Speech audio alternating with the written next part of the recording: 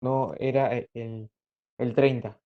¿Cuándo era la fecha para el final de su materia? Sí, el 30 es. Ah, ¿el 30 es?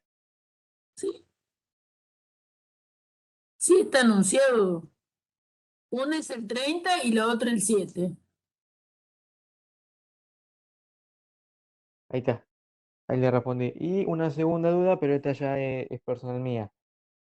Em, Siempre tuve, yo me había, siempre me confundía cuando veo que hay que en la tabla, en la de allá, en la negra allá son cuatro letras proposicionales. Y Ujú. al momento de hacer toda la tabla, ¿cómo era? Porque tengo entendido de que, va, por como decía en el en el PDF que ustedes habían mandado a nosotros, en la primera letra iban em, todos los signos de verdad juntos y después todos los signos de falso después. Y en el siguiente iba así como intercalado de dos en dos, así era. No me acuerdo si era en ese orden, No, desde yo, izquierda eh, a derecho o de derecha a izquierda. no, bueno, yo ahí no hice toda la tabla porque tenía valores conocidos, pero si yo te doy una que no le conozco los valores,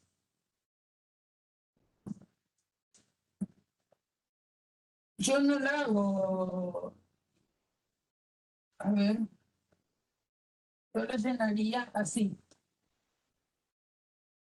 Como hay cuatro letras, entonces voy a poner una columna para R, una para S, una para T y una para Q.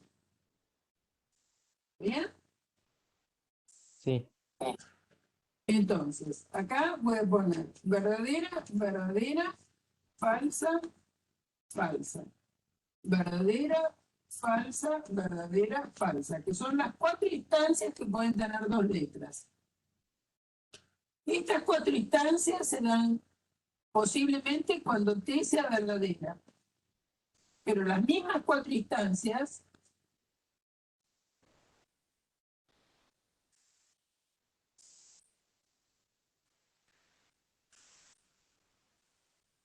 se dan cuando T es falsa.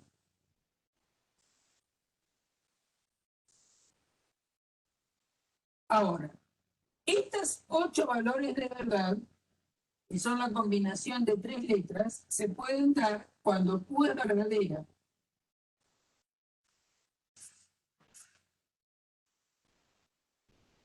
O estas ocho se pueden dar cuando Q es falsa y no me va a entrar el pizarrón.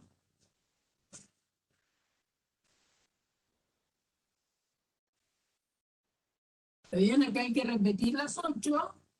Todas estas ocho hay que repetirlas para Q falsa. No entran en el pizarrón mío, chiquito, ¿no? Pero entonces, yo sí, lleno, primero hago de cuenta como que hay dos letras. ¿Está bien? La combinación de dos letras es la primera verdadera, verdadera, la otra verdadera, falsa, falsa, falsa, verdadera, falsa. Esas cuatro instancias, para la primera, para la tercera, todas verdaderas. Estas cuatro instancias, para la tercera, todas falsas. Así vas a tener ocho líneas. Estas ocho líneas se pueden dar cuando vos agregás una cuarta letra, cuando esa cuarta letra es toda verdadera. Ahora, estas ocho líneas las repetís acá abajo y se pueden dar cuando la cuarta letra es falsa. Es decir, en general, si uno tiene n letras,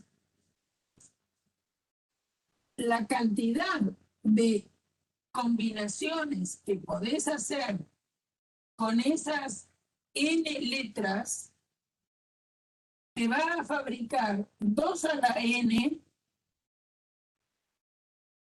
valores de verdad combinando los valores de cada una de ellas. Fíjate, cuando tenés dos letras, Cuando tenés dos letras, la cantidad de líneas donde se combinan los valores de las dos son 4. Es decir, dos letras, tenés 4 instancias de verdad. Si tenés 3 letras, llegamos hasta acá, tenés 8 instancias de verdad.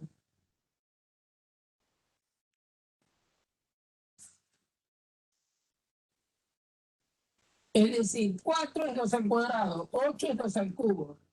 Y ya te decía que cuando tengas 4, aunque no me entre en el pizarrón, vas a tener 16.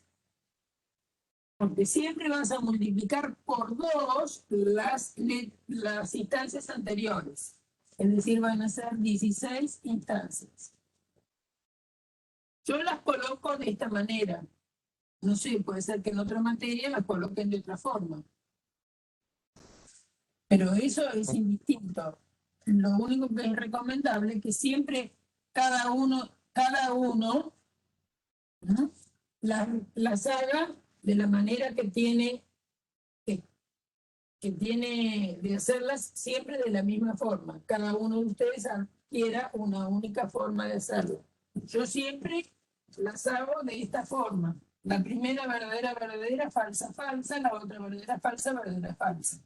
Bueno, y después acá lo que pasa, digamos, esa es la manera de presentarlas. Puede ser que algún libro las presente distinto. Eso no es obligación. El asunto es que contemples todas. Entonces, vamos a hacer un pedazo de la tabla, ya que no me entra acá. Entonces, acá, ¿cómo tendrías que hacer? Y bueno, tendrías que hacer R, entonces S, después T o Q, y después la conjunción. Entonces, acá, cuando esto es verdadero y esto es verdadero, acá te da verdadero. Verdadero falso te va a dar falso. Falso verdadero te da verdadero, falso falso te da verdadero. Esto se va a repetir. Verdadero, falso. Viene acá, falso, verdadero, verdadero, verdadero. ¿Está bien? Ahora, para la disyunción tenés que mirar estas dos. Entonces, verdadero, verdadero, verdadero te da verdadero, acá vas a tener verdadero, acá vas a tener verdadero. ¿Qué pasa en las de abajo? Y acá también vas a tener verdadero, verdadero, verdadero, verdadero. ¿Por qué? Y bueno, porque aunque T es falso, la Q es verdadera. ¿Bien? Bueno, después habrá que continuar. Bueno, ¿y qué pasa con la conjunción? Supongamos R, entonces S, conjunción T o Q. La conjunción resulta que es B si las dos son B. O sea que ahí es B, acá es F, acá es B, acá es B, acá es B, acá es F, acá es B, acá es B. Y falta seguir las 8 instancias que vienen para acá abajo. ¿Está bien? ¿Entendido el muchacho que preguntó? ¿Sí?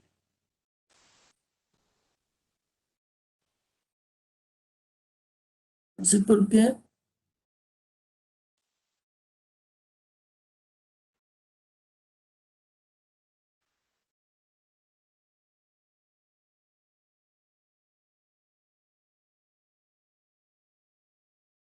Bien. Bueno, ahora lo que les decía es que nos interesa muchas veces saber lo que significa una equivalencia lógica. Dos formas proposicionales son lógicamente equivalentes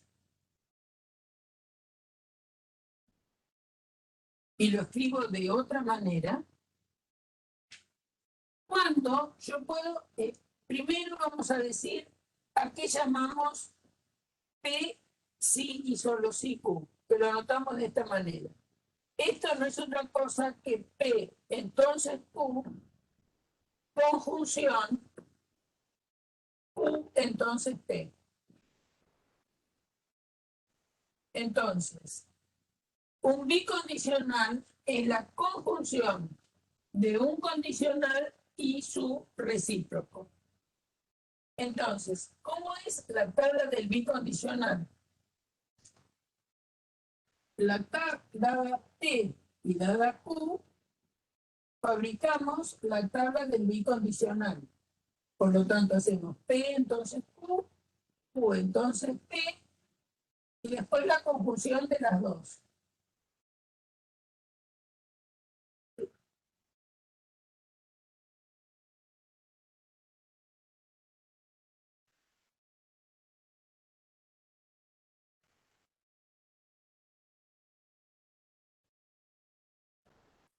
Entonces, un bicondicional es la conjunción de un condicional y el condicional dado vuelta que se llama recíproco, ¿no?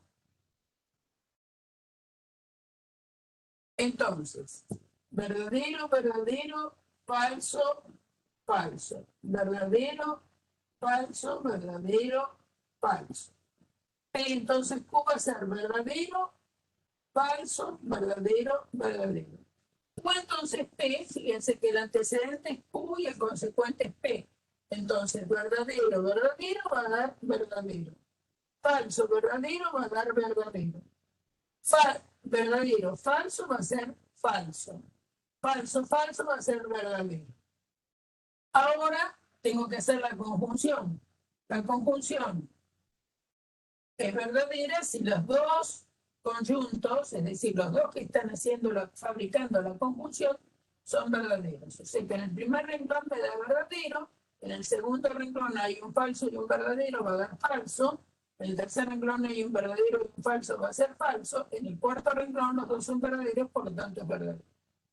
Resumiendo, pueden pensar que entonces un bicondicional es esto, porque bicondicional dije que era la conjunción de P entonces Q y Q entonces P.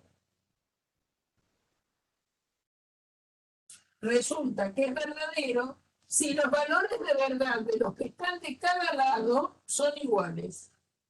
Eso va a ser importante de recordar, porque es una manera rápida de saber cuál es el valor de un bicondicional.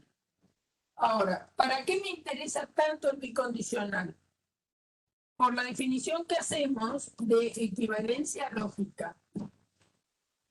Dos formas proposicionales son lógicamente equivalentes. Dos formas proposicionales son lógicamente equivalentes si y solo si el bicondicional que podemos fabricar entre ellas siempre da verdadero. Entonces, si tenemos dos formas proposicionales que se fabrican con las mismas letras,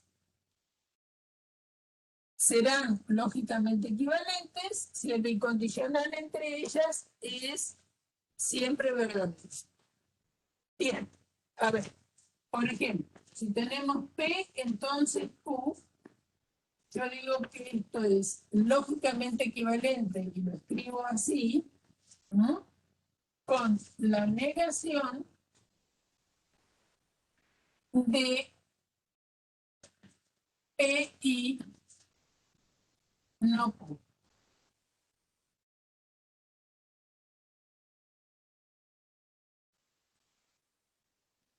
Bueno, vamos a probar que eso es una equivalencia lógica.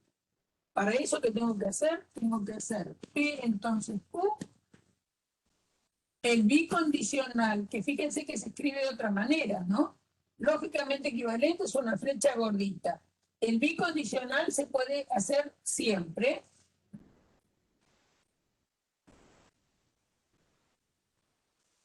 Entonces, si este bicondicional fabricado con P entonces Q, y del otro lado, esta proposición, ¿quién es? No P y no Q. Si esto me da siempre verdadero, entonces tengo recién, después de hacer esa tabla de verdad, recién tengo derecho a escribir que son lógicamente equivalentes. Entonces, vamos a plantear todo lo que necesitamos. ¿Cuántas letras necesitamos? P y Q. Después, ¿qué necesito? Necesito no Q. ¿Bien? Porque aparece acá. Necesito P y no Q. Necesito también no P y no Q. Otra cosa que necesito es P, entonces Q. Y después otra cosa que necesito es el bicondicional de esta proposición con esta, ¿no? Es decir, supongamos que esto lo llamo P grande y a esto lo llamo Q grande. ¿Por qué? Porque no me entra en el pizarrón y voy a hacer el bicondicional entre ellos dos. Tenemos dos letras, por lo tanto vamos a tener 4 instancias de verdad.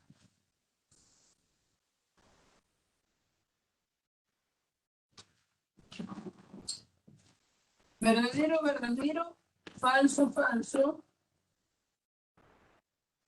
verdadero, falso, verdadero, falso. Entonces, no Q. ¿Cómo es no Q? Y bueno, son los valores de verdad contrarios a los que tiene Q. O sea que va a ser falso, verdadero, falso, verdadero. Ahora tenemos que hacer la conjunción de P y no Q. La conjunción de esto, de las letras que tienen estos valores de verdad. Por la tabla de verdad de la conjunción, para que sea verdadera una conjunción, las dos tienen que ser verdaderas. Entonces, verdadero y falso nos da falso. Verdadero y verdadero nos da verdadero. Falso y falso nos da falso. Falso y verdadero nos da falso. Ahora tenemos que negar esto. Si vamos a negar esto, entonces acordarse que la negación me da vuelta los valores de verdad. O sea que acá me queda verdadero, acá me queda falso, acá me queda verdadero, acá me queda verdadero. Ahora, ¿cómo es? Para llenar esta columna, tengo que mirar los valores de P y los valores de Q y pensar en la tabla de un condicional con antecedente P. Entonces, verdadero. Entonces, verdadero es verdadero. Verdadero, entonces falso es falso. Falso, entonces verdadero es verdadero. Falso, entonces falso es verdadero.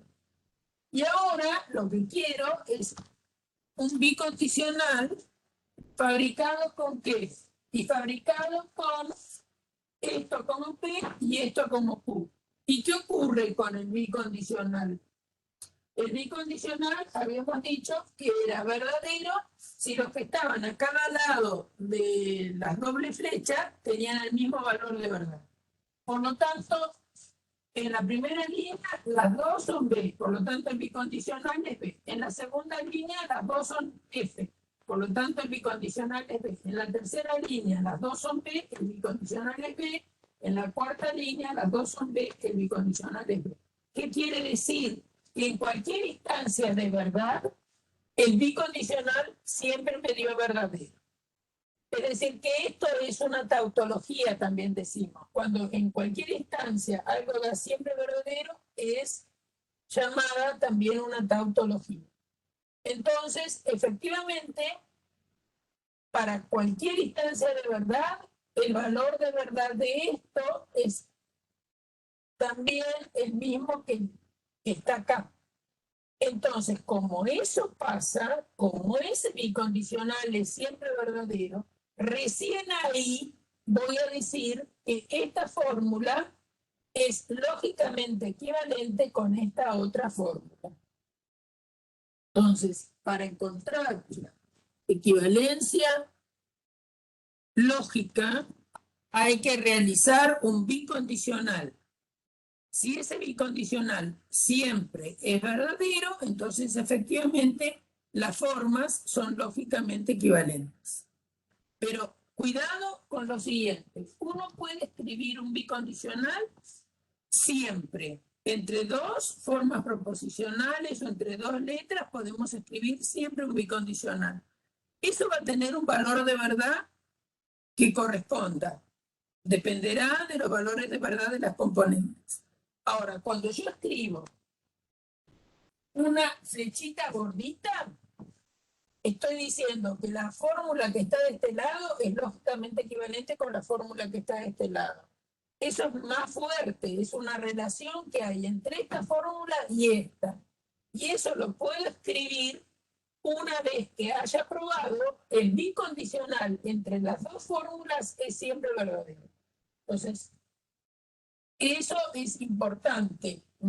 Es decir, uno puede, por ejemplo, escribir un bicondicional que no sea siempre verdadero. Eso no está prohibido. Puedo escribir algo así. No sé, a ver, qué sé yo. Supongamos que tenemos T, entonces Q, bicondicional, no T, entonces Q. Bien, esto lo puedo escribir. Y esto es una forma proposicional que tendrá su valor de verdad. Bueno, ¿cuál valor de verdad tendrá? ¿Qué letras aparecen? T y Q. Entonces tenemos que fabricar. Entonces, verdadero, verdadero, falso, falso. Verdadero, falso, verdadero, falso. Después, para no T, son los contrarios de los de T, va a ser falso, falso, verdadero, verdadero. ¿Qué tengo que fabricar? T, entonces Q. Conocida T y conocida Q, verdadero, entonces verdadero da verdadero, verdadero, entonces falso da falso, falso, verdadero da verdadero, falso, falso da verdadero. Y es no T, entonces Q. No T como antecedente, entonces falso, entonces verdadero va a dar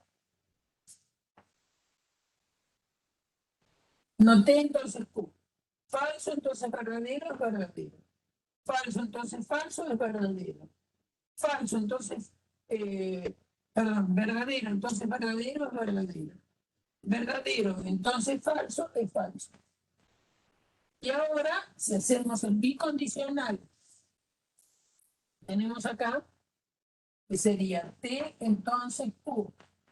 Bicondicional, no T, entonces Q. ¿Qué me va a dar? Verdadero, entonces verdadero da verdadero. Falso, entonces verdadero da falso. Verdadero, bicondicional, verdadero da falso. Y verdadero, bicondicional, falso da falso. Entonces, el valor dadas dos letras, uno puede fabricar, o dada uno puede fabricar bicondicional siempre. Ahora, los valores de verdad van a depender de los conectivos que tengan puestos esos, y no necesariamente todo bicondicional va a tener que ser siempre verdadero. Algunos van a ser verdaderos y otros van a ser falsos, y algunos van a ser verdaderos y falsos. Entonces, esto es lo que se llama una contingencia. Una contingencia es una proposición donde en algunas instancias de verdad me da verdadera y en otras me da falsa. ¿Está bien? Como pasa en la mayoría de las cosas, ¿no? Fíjense que cuando ustedes hacen una conjunción, a veces le da verdadero y a veces le da falso. Lo mismo pasa en la disyunción. Lo mismo pasa en el condicional. ¿Está bien? Lo mismo pasa en el bicondicional. En el bicondicional hay dos veces que me da B y hay dos veces que me da falso. Entonces, lo natural, digamos, es que no toda proposición sea o siempre verdadera o siempre falsa. ¿Está bien? Hay proposiciones particulares que siempre van a ser verdaderas y otras que siempre van a ser falsas. Las que son siempre verdaderas se llaman tautologías. Las que son siempre falsas se llaman contradicciones. Por ejemplo, es una contradicción P y no P. Esa es la contradicción más fácil, ¿no? ¿Vieron? Que cuando uno escucha a alguna gente hablar por ahí y dice, bueno, su discurso es una contradicción, porque dicen una cosa y al segundo dicen lo contrario, ¿no? Bueno, ¿y qué es eso? Y es tener P y no P. Si ustedes hacen la tabla de verdad de P y no P,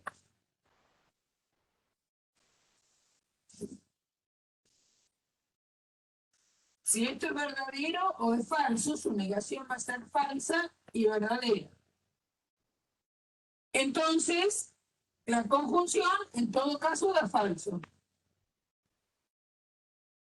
Es decir una cosa y negarla inmediatamente o después de un tiempito, lo que estoy haciendo es una contradicción. ¿Está bien? Esta es la contradicción más sencilla que uno puede pensar. Entonces, tener una contradicción es algo falso, siempre, y porque son las dos instancias de verdad que uno puede tener. En cambio, fíjense que la disyunción de P con no P, ¿no? Si lo pienso, cuáles son los valores de verdad de las componentes acá, esto va a dar siempre verdadero. ¿Eh? Si digo P o no P, siempre me va a dar verdadero, porque una de las dos es verdadero. ¿Bien? Es decir, que esta es la tautología más sencilla que se nos puede ocurrir. Decir una cosa o su negación. En cambio, si digo una cosa y su negación, es una falsedad, ¿no? Es una contradicción. En cambio, esto es una tautología. Medio como que no me juego, ¿no? Bien. Bueno, equivalencias lógicas hay un montón. Ustedes tienen una lista ahí de equivalencias lógicas, que por ejemplo P es lógicamente equivalente a no P. Después tienen que P y Q, si lo niego, es lógicamente equivalente a la conjunción de las negaciones. Si niego una disyunción, es lógicamente equivalente a la negación de P conjunción. Acá me equivoqué, ¿no?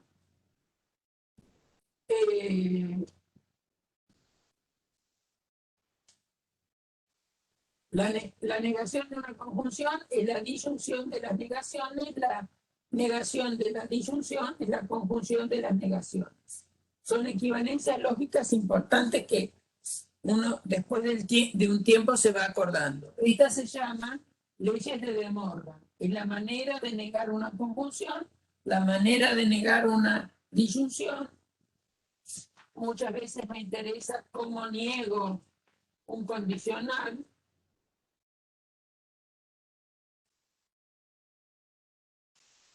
Y esto es equivalente a P y no Q. Bueno, en el apunte tienen una lista enorme de equivalencias lógicas. Otra equivalencia lógica muy importante es P, entonces Q es lógicamente equivalente a la contrarrecíproca, que es no Q, entonces no P.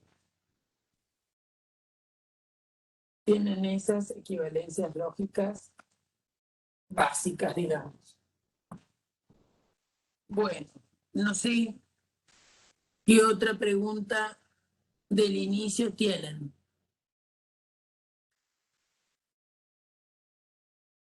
Eso fue lo primero de todo, digamos.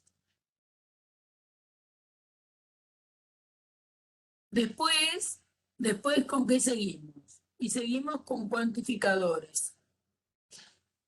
Cuando no tenemos una proposición referida a individuos, sino que hablamos de varios individuos, o de todos los individuos de un determinado universo. Entonces, por ejemplo, podríamos decir,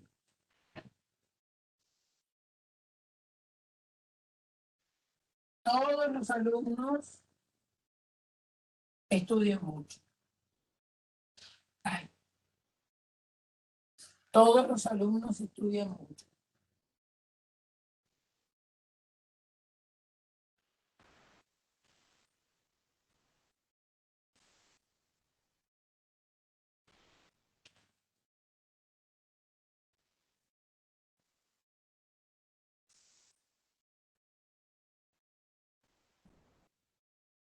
Bueno, eso se le puede atribuir un valor de verdad, pero para eso tengo que saber qué significa todos los alumnos. ¿A qué me estoy refiriendo cuando digo todos? Es decir, porque en un determinado grupo de alumnos puede ser que eso sea verdadero, en otro grupo de alumnos puede ser que eso sea falso.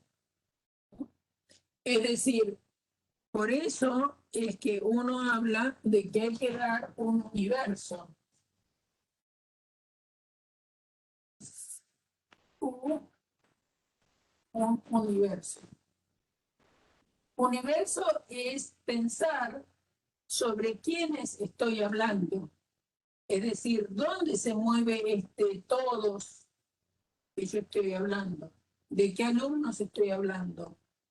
Entonces, dentro, supongamos que si yo pienso que el universo son los estudiantes que asisten a las clases del curso de Monte, ¿no?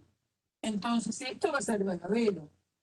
Ahora, si yo pienso que el universo es el conjunto de alumnos del colegio secundario, yo, Nacional de La Plata, y digo, todos los alumnos estudian, eso pasa, porque hay algunos que estudian, otros no estudian nada.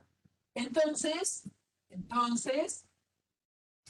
esto va a depender su valor de verdad, es decir, si esto va a ser verdadero o falso, va a depender del universo, no solamente de lo que esté diciendo.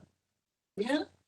Entonces, uno tiene que plantear un universo. Después tiene que ver cómo hace para simbolizar una expresión así. Para simbolizar una expresión así se necesita cuantificadores.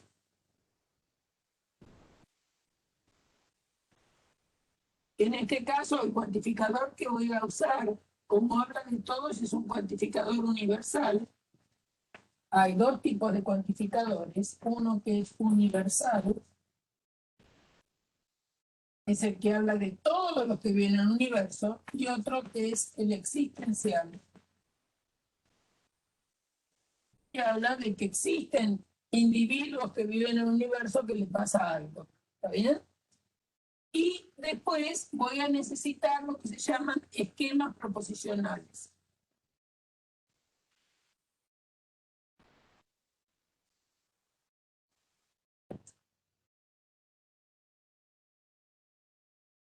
Bueno, no hay una única manera de elegir.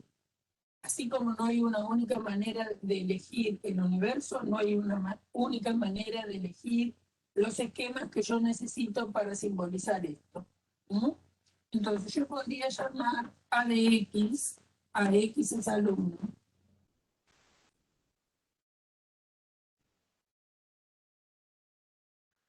Y de X estudia mucho.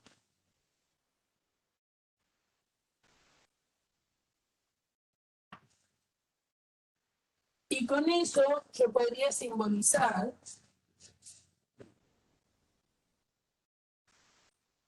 como por el hecho de ser alumno estudiar mucho. Si alguien es alumno, entonces estudia mucho. Entonces, simbolizar lo que dice ahí lo podría hacer así. Para todo X, si X es alumno, entonces X estudia mucho. Esa es una manera de simbolizar con dos conectivos. Se puede simbolizar con, perdón, con dos cuantificadores. Se puede simbolizar con, perdón, dos cuantificadores, con dos esquemas.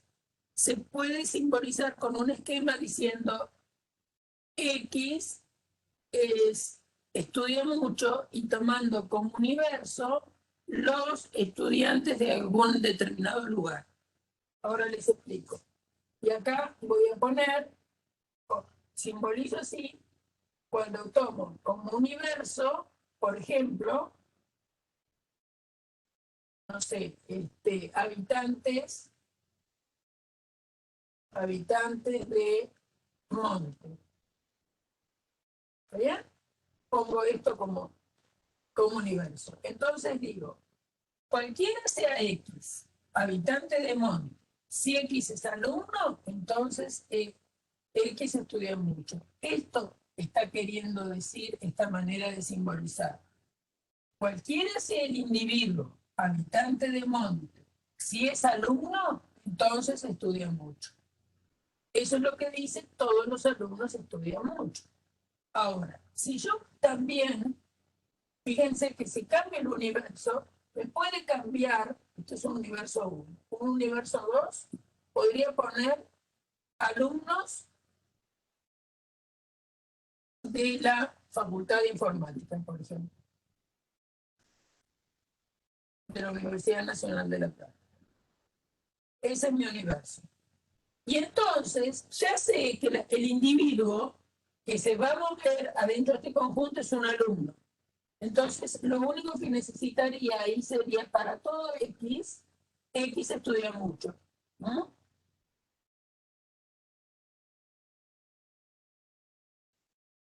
Porque ya en mi universo he puesto que el individuo que está en el universo es un alumno.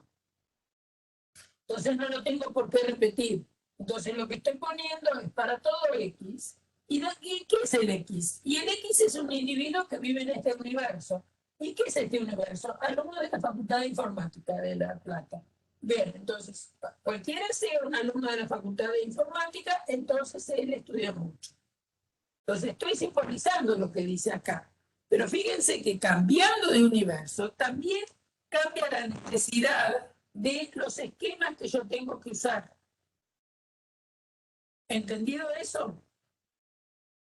Bueno, el valor de verdad de las proposiciones universales, ¿cuándo van a ser verdaderas? Cuando todos los individuos que están en el universo la cumplan.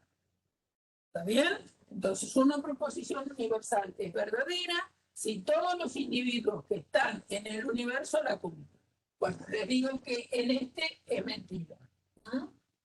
Y acá, bueno, no sé por qué no los conozco a todos. Bien. Entonces, el universo es fundamental. No solo para escribir las proposiciones, sino para saber cuál es el valor de verdad, que es lo que nos importa fundamentalmente. Entonces, hay un universo, hay cuantificadores, hay esquemas.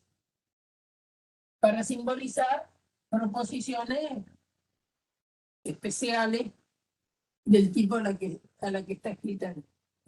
Por ejemplo, podría poner algo más fácil de simbolizar en el sentido, como por ejemplo serían, existen números pares. Bien, tomo como universo, por ejemplo, el conjunto de los números enteros. Ustedes saben que cuáles son los números pares, son los que son divisibles por 2, ¿no es cierto? Entonces, tomo universo el conjunto de los números enteros. Voy a llamar P de X, por ejemplo, X es un número par.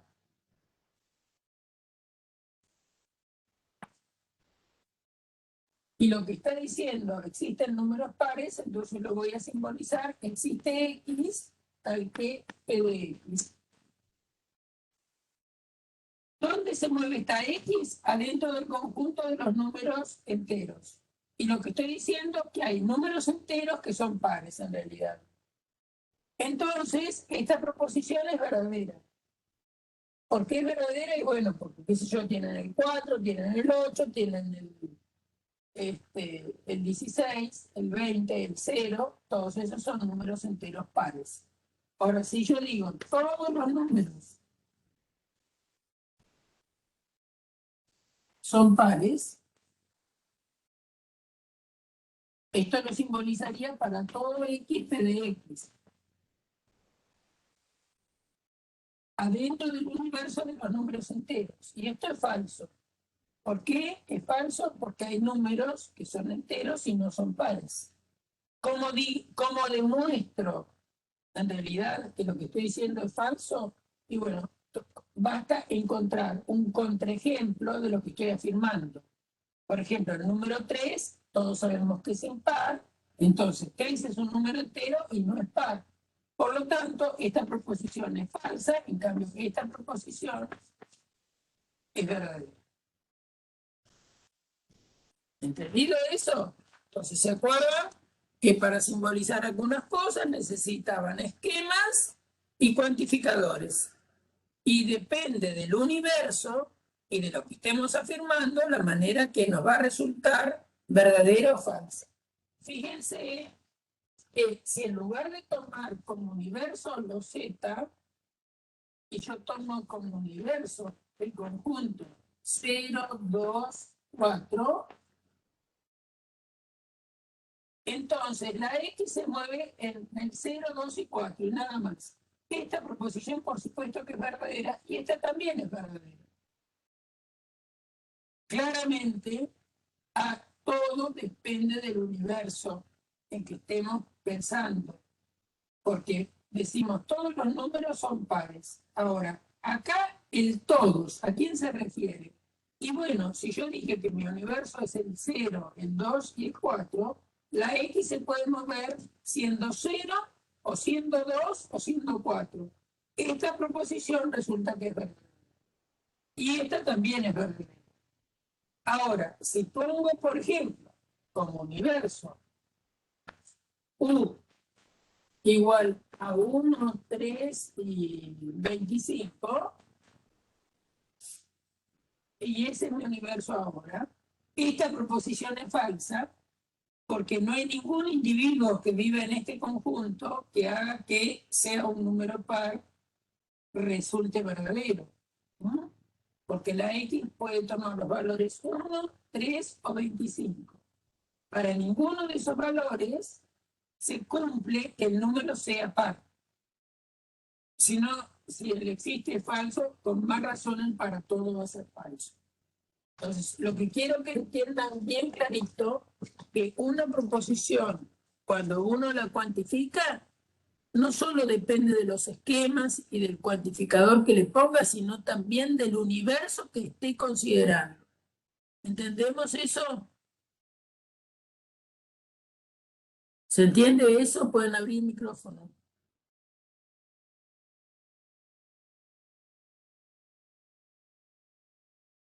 ¿Sí? Bueno, muy bien.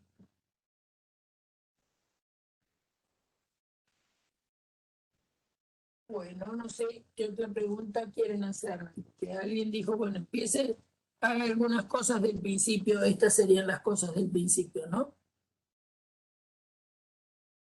Esto es capítulo 1, digamos, de lo que vimos.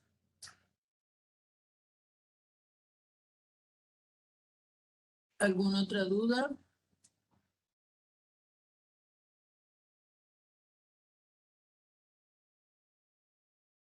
¿Alguna otra duda tienen?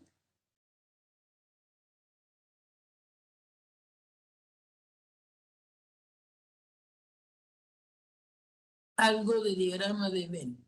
Bueno, los diagramas de Venn sirven para representar conjuntos.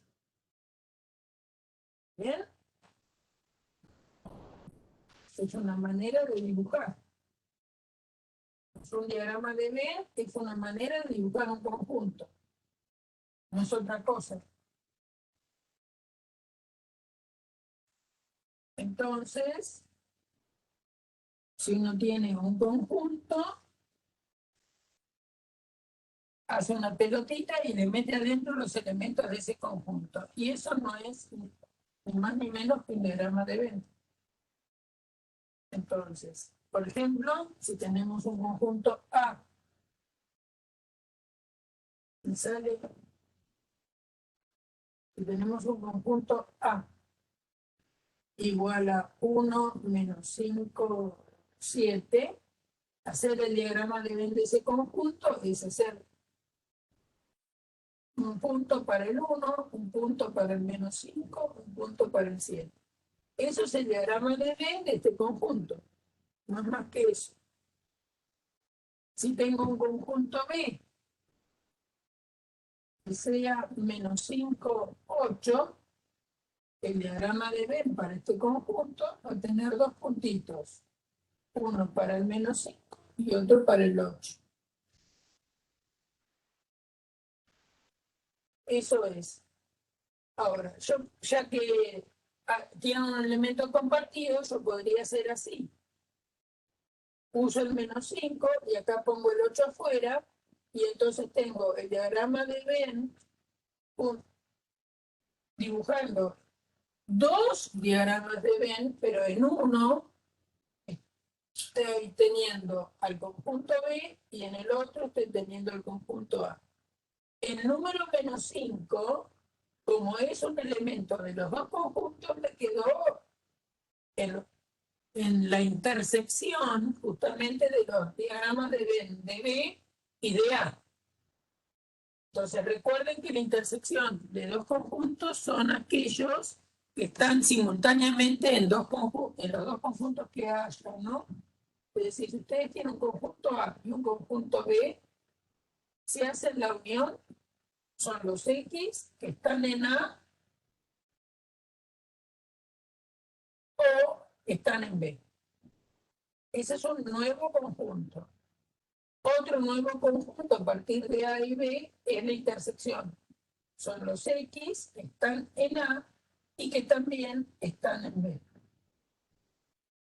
Para estar en la unión, acá me quedó una. Para estar en la unión, alcanza con estar en alguno de los dos conjuntos. En cambio, para estar en la intersección, hay que estar en los dos conjuntos. Si este es A y este es B, la intersección de A con B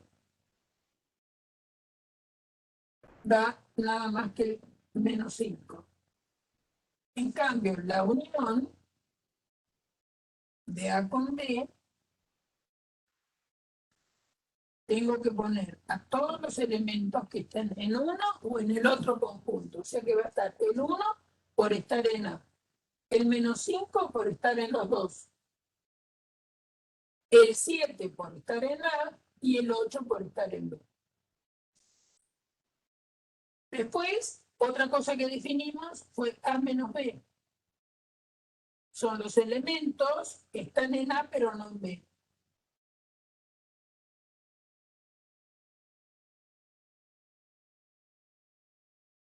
Entonces, A menos B son los que están en A pero que no están en B. El 1 está en A. Como no está en B, lo puedo poner. El menos 5 está en A, pero como está en B, no lo pongo. El 7 está en A y no está en B, entonces lo pongo. Entonces eso es A menos B. ¿Qué me va a dar B menos A? Son los que están en B y no están en A. El menos 5 no lo voy a poner porque está en B, pero también está en A. El 8 está en B y no está en A. Entonces B menos A nos da 8. Claramente A menos B es distinto de B menos A.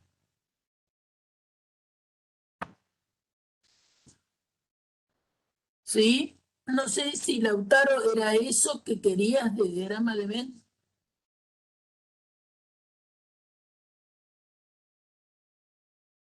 ¿Era eso? Bien.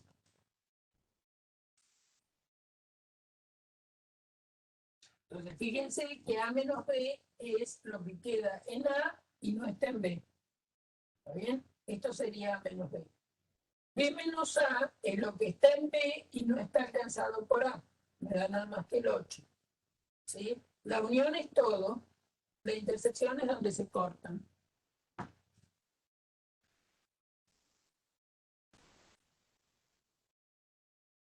No sé qué otra cosa.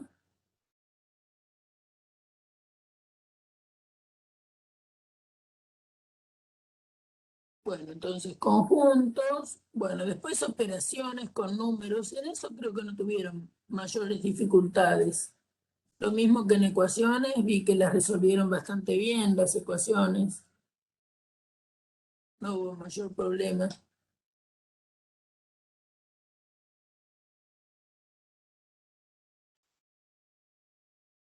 Bueno, a ver, ¿qué dudas tienen? Pregúntenme ustedes.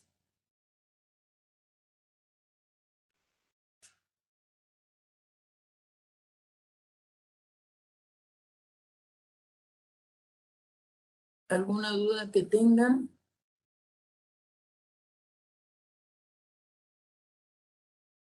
¿Se puede dividir por cero? ¿Qué les parece? ¿Se puede dividir por cero? Pregunto.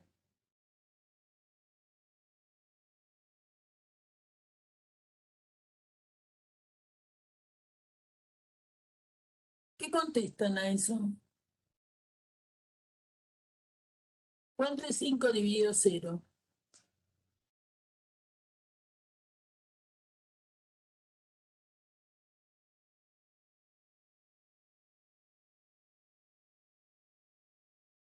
5 dividido cero, ¿cuánto da?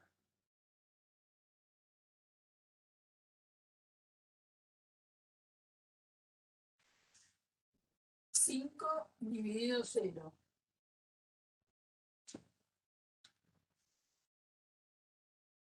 No se puede. 5 dividido cero no se puede, porque esto tendría que darte un número, tal que 0 por C te dé 5. Y 0 por C te va a dar 0. ¿De acuerdo? Entonces, 5 dividido 0 no existe, porque no hay ningún número que multiplicado por 0 te pueda dar 5.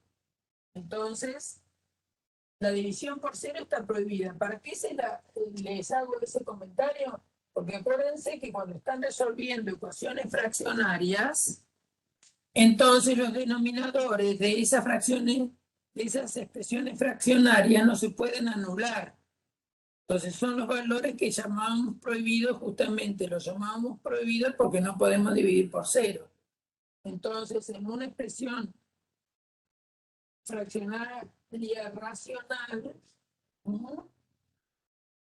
por ejemplo, como la que sigue, los valores no permitidos, si ustedes tuvieran 3 sobre x más 1 menos 2 sobre x más 2, bien, y tuviera, ¿cuáles serían los valores prohibidos de esta expresión? Y los que anulen a x más 1 tiene que ser distinto de 0, o lo que es lo mismo, x distinto de menos 1. Porque cuando x más 1 vale 0, entonces x es igual a menos 1.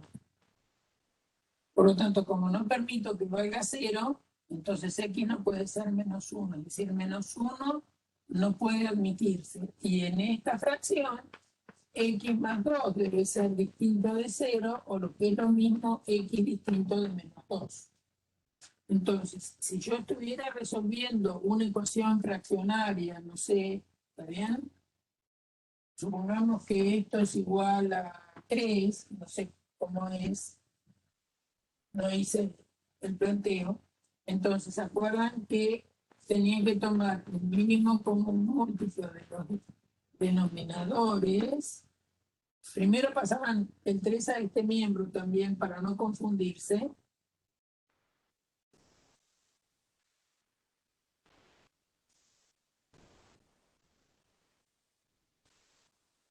Acá tienen un 1, tomaban el mínimo como un múltiplo de los denominadores, que va a ser x más 1 por x más 2.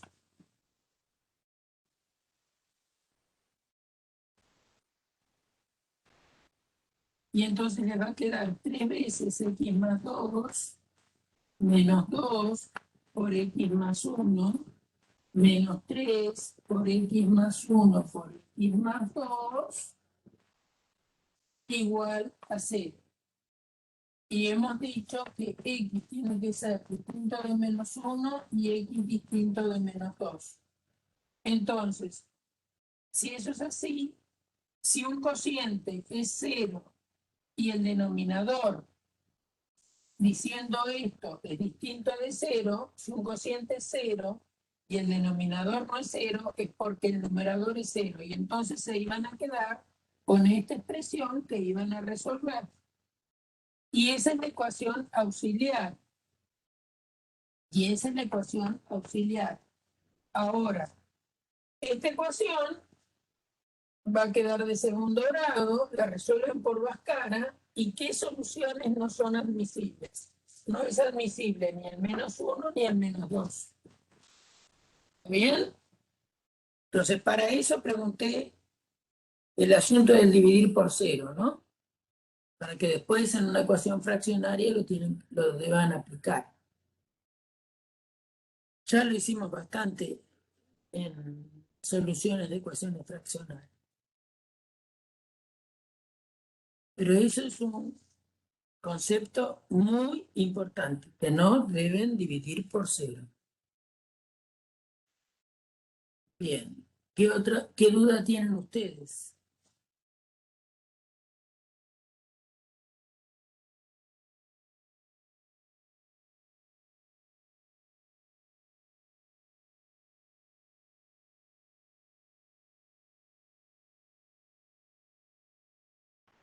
¿Ninguna duda más?